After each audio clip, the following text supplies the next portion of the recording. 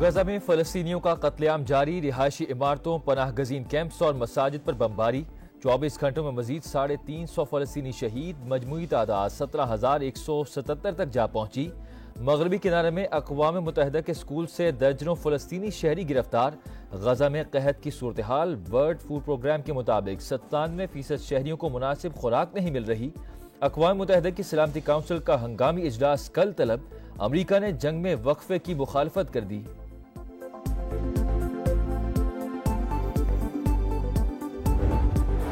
ہتھیار نہیں ڈالیں گے، مزاحمت جاری رہے گی۔ غزہ بھر میں شدید لڑائی جاری ہے، حماس کا اعلان۔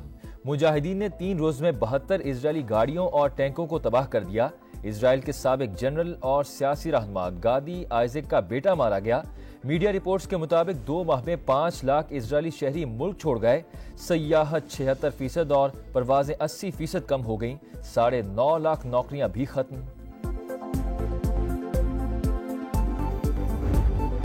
کراچی عائشہ منزل پر شاپنگ سینٹر میں آتش زدگی کا مقدمہ درج۔ سندھ بلڈنگ کنٹرول اتھارٹی نے متاثرہ عمارت کو 4 منزل تک قابل رہائش قرار دے دیا۔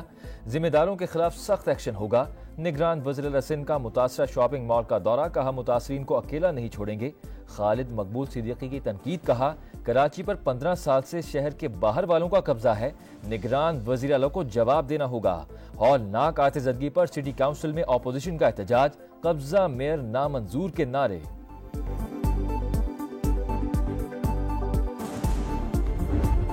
العزیزیہ ریفرنس میں نواز شریف کی اپیل میرٹ پر سنیں گے۔ اسلام آباد ہائی کورٹ کا فیصلہ، معاملہ واپس احتساب عدالت بھیجنے کی استدعا مسترد۔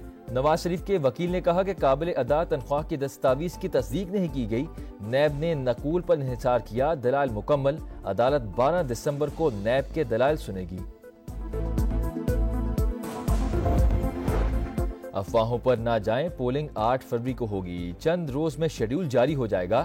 چیف الیکشن کمشنر کی عوام سے حق رائے دہی استعمال کرنے کی اپیل، کہا الیکشن کمیشن شفاف انتخابات کے لیے پوری طرح تیار اور پرعزم ہے۔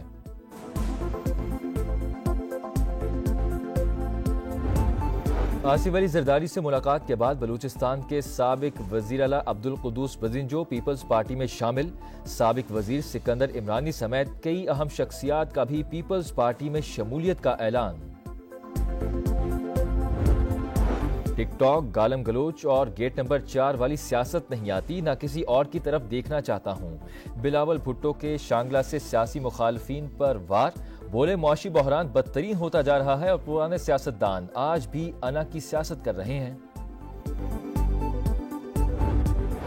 سپریم کورٹ میں اہم ترین کیس سماعت کے لیے مقرر، عدالت عظمیٰ 12 دسمبر کو ذوالفقار علی بھٹو کی پھانسی سے متعلق صدارتی ریفرنس سنے گی۔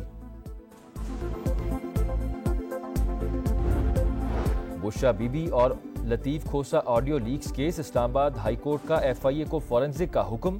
آڈیو کس سے ریلیز کی، DG ISI کو رپورٹ فراہم کرنے کی ہدایت، FIA، پیمرا اور PTA کو نوٹس جاری۔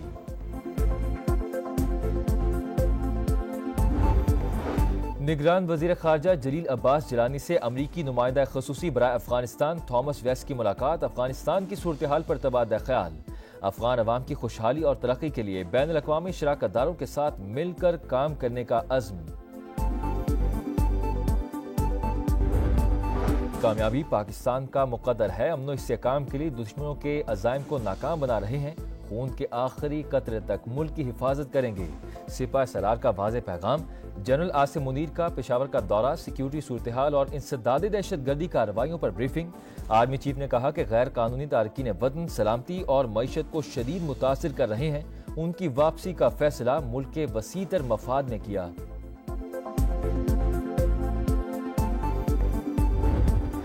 مسلم امہ کا احتجاج اور شدید رد عمل رنگ لے آیا، ڈنمارک میں قرآن پاک کی بے حرمتی غیر قانونی قرار، پارلیمنٹ نے توہین قرآن پر پابندی کا بل منظور کر دیا۔ ڈینش وزارت انصاف کے مطابق نئے قانون کے تحت کسی بھی مقدس کتاب کی بے حرمتی جرم تصور ہوگی۔ کراچی میں ڈکیتی مزاحمت پر ایک اور قیمتی جان چلی گئی، جوہر چورنگی کے قریب کار سواروں کو لوٹنے کی کوشش، نہ رکتے پر ڈاکو نے فائرنگ کر ڈالی، ایک بھائی جاں بحق، دوسرا زخمی ہو گیا۔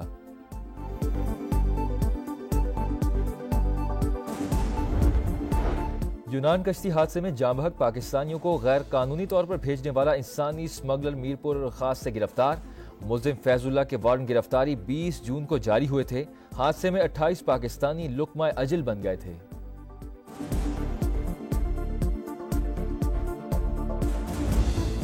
और हारिस रऊफ हमारा असासा है, उनका करियर खत्म नहीं करने आए।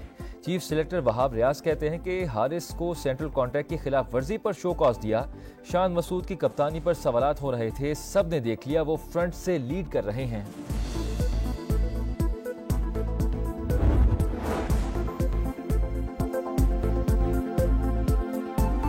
अस्सलामुअलैकुम, आप देख रहे हैं समा, मैं हूं वसीम मलिक। हेडलाइंस आपने जानी, अभी आप देख सकेंगे प्रोग्राम सुबह का समा। देखते रहिए समा।